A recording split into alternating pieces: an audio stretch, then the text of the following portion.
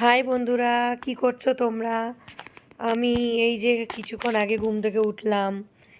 এখন brush trash করে fresh হয়ে তারপরে এই যে চলে এসেছি, ঘরটাকে একটু গোছাবো, বেডশিটটাকে চেঞ্জ করে নিচ্ছি, উপরের তোষকটাকে একটু ঝেড়ে নেব, নিয়ে এই একটু ছোটোখাটো গোছগাছ আর কি, রোজগারের যা কাজ আমাদের দৈনন্দিন জীবনের, ফার্নিচারগুলো মুছে নিচ্ছি।